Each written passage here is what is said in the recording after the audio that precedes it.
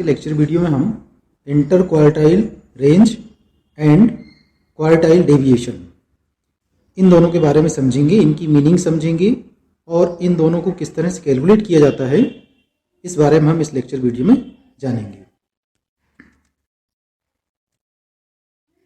सबसे पहले हम इंटर क्वार्टाइल रेंज समझ लेते हैं, इसकी मीनिंग को समझ लेते हैं।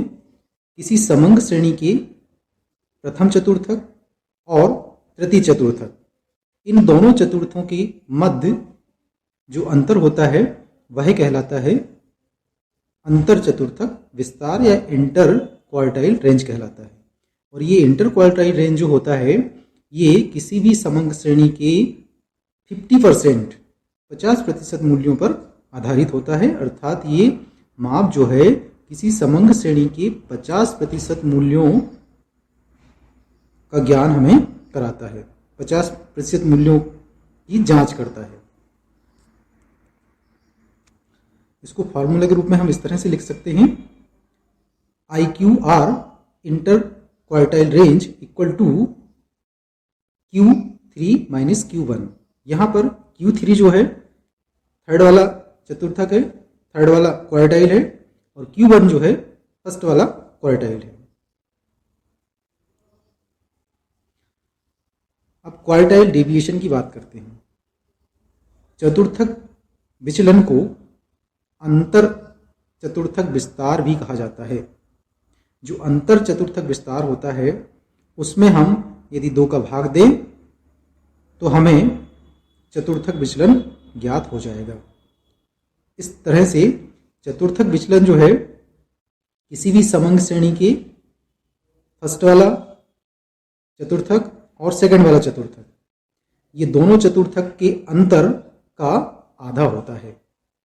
ये फॉर्मूला में हमने आपको दिखाया है, यहाँ पर देखिए, QD इक्वल टू यानी quartile range quartile deviation equal to bracket में हमने लिखा है Q3 माइनस Q1। ये फॉर्मूला अभी आपने जस्ट पहले भी देखा था। इसमें हम 2 का भाग दे देंगे तो हमें क्वार्टाइल डेविएशन प्राप्त हो जाएगा। अब बात करते हैं कोफिशिएंट ऑफ क्वार्टाइल डेविएशन की। ये जो अभी जस्ट आपने क्वार्टाइल डेविएशन देखा, ये क्वार्टाइल डेविएशन जो होता है ये किसी भी समंग श्रेणी की एक निरपेक्ष माप होती है। ये वाला ये एक निरपेक्ष माप होती है। निरपेक्ष माप का मतलब ये है कि इसके आधार पे हम 2 श्रेणियों की विचरण के बीच में विचरण का हम तुलना नहीं कर सकते। यदि हमें तुलना करना है तो हमें क्या निकालना होगा, कोफिशिएंट ऑफ क्वार्टाइल डेविएशन निकालना होगा। चतुर्थक विचलन गुणांक ज्ञात करना होगा। तो चतुर्थक विचलन गुणांक हम किस तरह से ज्ञात करेंगे, QD equal to Q3 minus Q1 divided by Q3 plus Q1। Just अभी हमने ये जो फॉर्मूला पढ़ा था, इस फॉर्मूला के अकॉर्डिंग ही हम क्वार्टाइल डेविएशन का गुणांक निकालते हैं, कोफिशिएंट ऑफ क्वार्टाइल निकालते हैं। ऊपर हम यहाँ पे क्या करेंगे, Q3 माइनस Q1 यानी थर्ड वाला चतुर्थक माइनस फर्स्ट वाला चतुर्थक डिवाइडेड बाय थर्ड वाला चतुर्थक प्लस फर्स्ट वाला चतुर्थक, और इसको हम कैलकुलेट करेंगे तो हमें मिल जाएगा क्या, क्वार्टाइल डेविएशन का हमें कोफिशिएंट मिल जाएगा। यहाँ पर आप कोफिशिएंट जरूर लिखेंगे, C डॉट लिख दिया हमने, Q dot DQ, coefficient of quartile deviation इसको हम पढ़ते हैं। आइए अब हम एक एग्जाम्पल लेते हैं और इस एग्जाम्पल के माध्यम से हम समझते हैं कि किस तरह से अंतर चतुर्थक इंटर क्वार्टाइल रेंज, जो अभी हमने जस्ट इनकी मीनिंग पढ़ा है, उन्हें हम कैलकुलेट करते हैं। तो इस एग्जाम्पल में देखिए विद्यार्थियों के प्राप्तांक दिए हुए हैं और छात्रों की संख्या दी हुई है। आप ये थर्ड वाला कॉलम को अभी ना देखें, ठीक है। ये 2 कॉलम हमको सवाल में दिए रहेंगे, प्राप्तांक और छात्रों की संख्या। इसमें हमें इंटर क्वार्टाइल रेंज ज्ञात करना है, अंतर चतुर्थक विस्तार ज्ञात करना है। तो हमें क्या करना होगा, सबसे पहले हम प्राप्तांक लिख लें फर्स्ट वाले कॉलम में, सेकंड वाले कॉलम में छात्रों की संख्या लिखें और थर्ड वाले कॉलम में कम्युलेटिव फ्रीक्वेंसी को लिखें। ये जो थर्ड वाले कॉलम है संचयी आवृत्ति, ये कैसे बनाते हैं हमने आपको जब मध्य का पढ़ाया था वहां पर भी हमने इसमें बताया था आपको कैसे कैलकुलेट बनाते हैं संचयी आवृत्ति।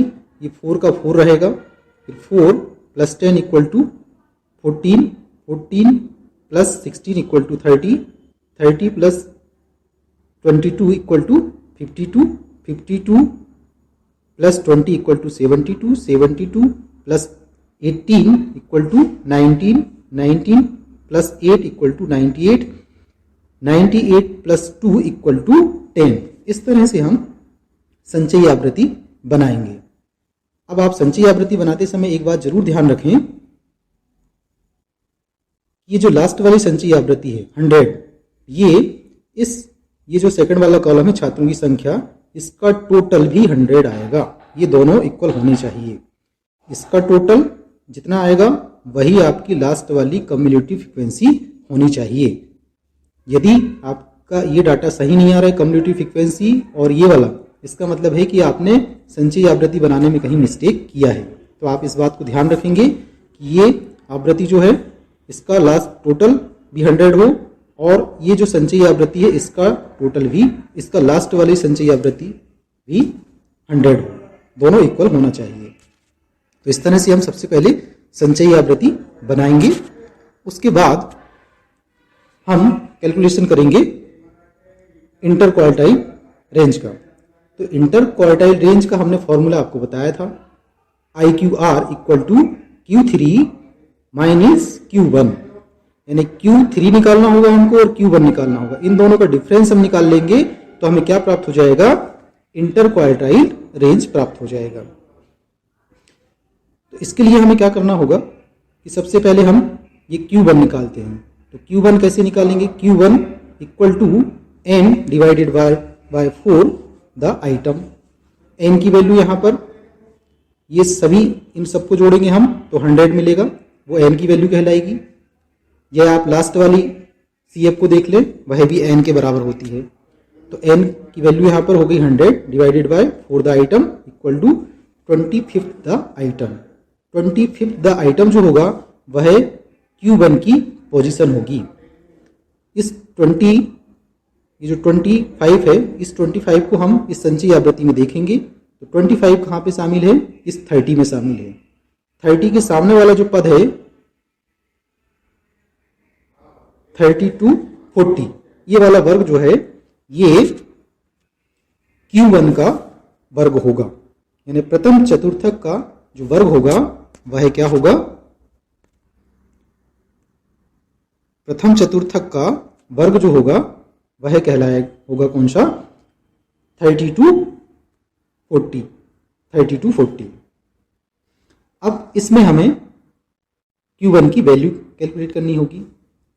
तो हमें वैल्यू Q1 की कैलकुलेट करनी होगी तो उसके लिए फॉर्मूला है Q1 = L1 + L2 माइनस, यहाँ पर आप माइनस लिखेंगे, L2 - L1 / F1 ब्रैकेट में Q1 - C। तो जो हमें वर्ग अंतराल प्राप्त हुआ है इसमें ये जो 30 है ये L1 कहलाता है। L1 = कितना होगा 30 और L1 = L2 = होगा 40। साथ ही हमें देखना होगा F1। F1 का मतलब है कि ये जो 30 to 40 वाला वर्ग है इसकी आवृत्ति कितनी है, देखिए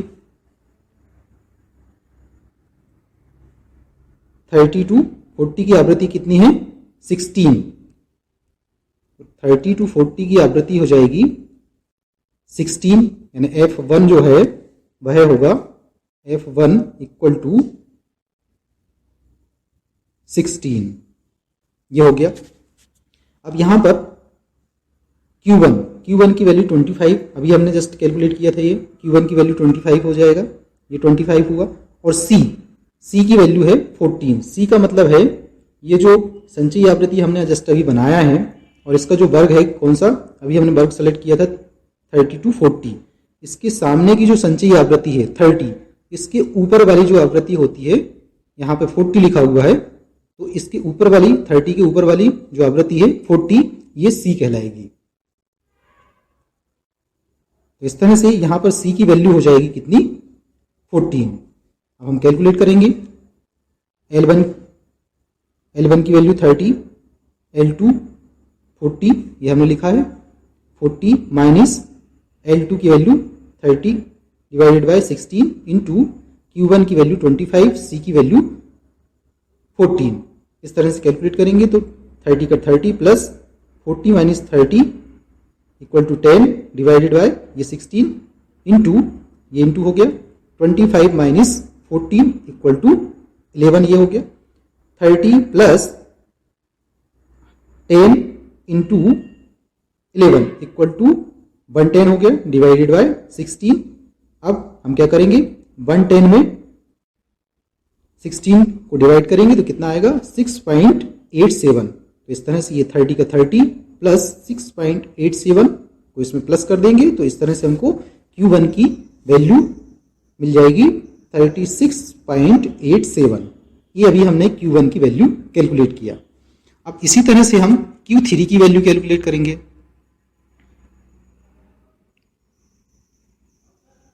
Q3 की वैल्यू कैलकुलेट करते हैं।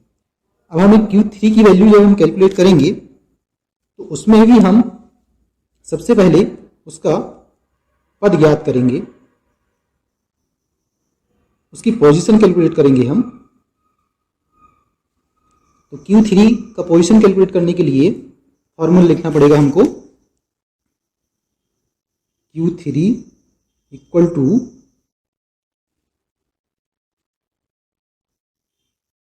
3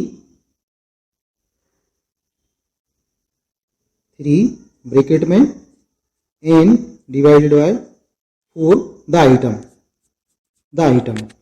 अब यहाँ पे 3 n की value 100 divided by 4 the item equal to ये कितना हो जाएगा, देखिए जस्ट हमने अभी निकाला था 100 को 4 से काटेंगे तो कितना हो जाएगा 3 इंटू 25 द आइटम, ये हो जाएगा कितना 75 द आइटम। 75 वाला जो आइटम होगा वह Q3 की पोजीशन को बतलाएगा। तो अब Q3 की जो पोजीशन आई वह 75 आए। इस 75 को हम संचयी आवृत्ति में देखेंगे। संचयी आवृत्ति जो कि जस्ट हमने आपको बताया था, उस संचयी आवृत्ति में हम देखेंगे तो 75 कहाँ पे शामिल है ये हम देखेंगे। ये सवाल है, देखिए 75 ये संचयी आवृत्ति हमने देखा तो किसमें, इस 90 में सम्मिलित है 75। इसका मतलब है कि इसके सामने वाला जो वर्ग है 62-70 ये वाला वर्ग सेलेक्ट होगा।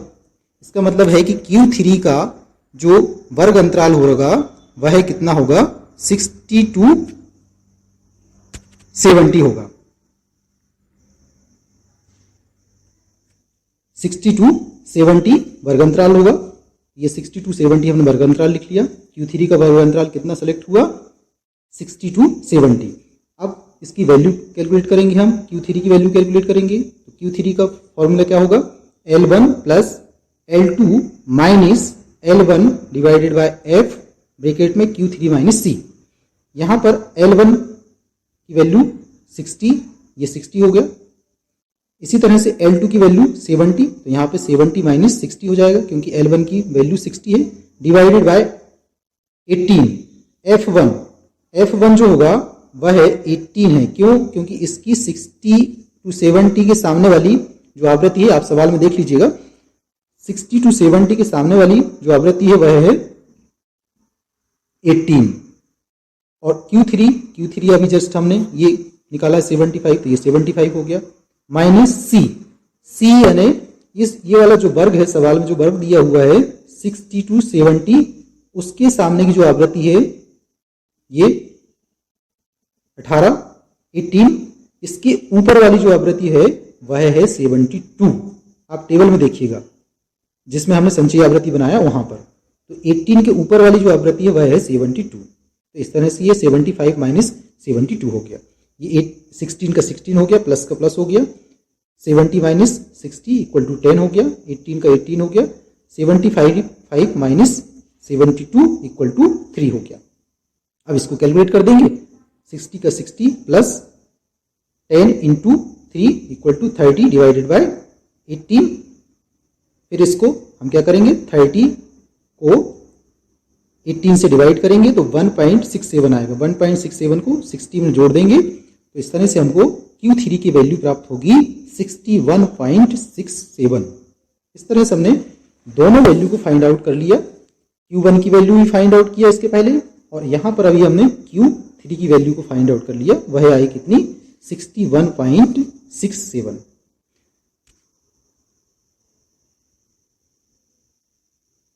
अब आगे देखिए, हमें निकालना था इंटर क्वार्टाइल रेंज, जिसका फॉर्मूला है Q3 माइनस Q1।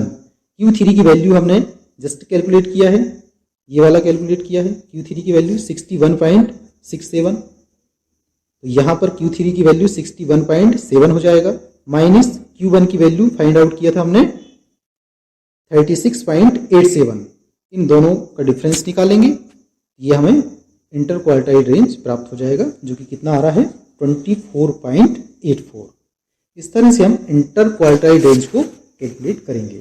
सबसे पहले हमने क्या निकाला है, Q1 निकाला है और Q3 निकाला है। इन दोनों की वैल्यू को माइनस किया है, डिफरेंस इनका दोनों का निकाला है, और जो हमें वैल्यू आई है वह है इंटर क्वार्टाइल रेंज कहलाती है। तो इस तरह से हम इंटर क्वार्टाइल रेंज निकालेंगे। अब यदि आपको ये कहा जाए कि क्वार्टाइल डेविएशन निकालना है, तो क्वार्टाइल डेविएशन निकालना भी बड़ा आसान है। देखिए, इसी सवाल में हम आपको क्वार्टाइल डेविएशन बता रहे हैं। ये आपने जो निकाला है Q3 माइनस Q1, इतना ही वैल्यू आपको निकालना पड़ेगा। इस वैल्यू से अगर आपको एग्जाम में कहता है कि IQR यानी इंटर क्वार्टाइल रेंज निकालना है, तो सिर्फ यहीं तक सॉल्व करना है सवाल को। लेकिन यदि आपको ये कहा जाता है कि क्वार्टाइल डेविएशन, माध्य विचलन ज्ञात कीजिए, तो क्वार्टाइल डेविएशन के लिए आपको Q1 भी निकालना होगा, Q3 भी निकालना होगा। ये तो निकाल लिया। अब इसके बाद आपको ये फॉर्मूला लगाना होगा क्वार्टाइल डेविएशन का। Quartile deviation equal to Q3 minus Q1, और नीचे क्या होगा, Q3 प्लस Q1। तो Q1 और Q3 की वैल्यू आपको इंटर क्वार्टाइल रेंज में भी निकालनी होगी, और क्वार्टाइल डेविएशन कैलकुलेट करते समय भी आपको निकालनी होती है। तो चूंकि हमने इस सवाल में Q1 और Q3 की वैल्यू निकाल लिया है, तो उन्हीं वैल्यू से हम आपको बता रहे हैं क्वार्टाइल डेविएशन किस तरह से कैलकुलेट किया जाता है। यहाँ पर Q3 की वैल्यू 61.67 माइनस Q1 की वैल्यू 66.87 ऊपर हो गया। नीचे देखिए 61.67 प्लस 66.87, ऊपर माइनस है नीचे प्लस है, बस ऊपर वाली संख्याओं का अंतर निकालेंगे तो कितना आएगा, 24.80। नीचे वाली संख्याओं दोनों को जोड़ेंगे तो ये हो जाएगा 98.54, और इस पूरे को सॉल्व करेंगे तो हमें प्राप्त होगा 0.25। इस तरह से क्वार्टाइल डेविएशन जो है ये कितना प्राप्त हो जाएगा हमको, 0.25। तो आप क्या करें, इस सवाल को, पूरे सवाल को आप पहले कॉपी में लिखें और कॉपी में लिखते जाएं, वीडियो को वॉच करते जाएं। जब तक आप कॉपी में लिखेंगे नहीं तो आपको समझ में नहीं आएगा, इसलिए आप कॉपी में लिखते जाएं, सॉल्व करते जाएं, वीडियो को वॉच करते जाएं और सॉल्व करते जाएं, तो आपको ये सवाल सॉल्व करना बड़ा आसान हो जाएगा। Thank you. साथ ही आप इस लेक्चर वीडियो को लाइक, शेयर और सब्सक्राइब जरूर करें।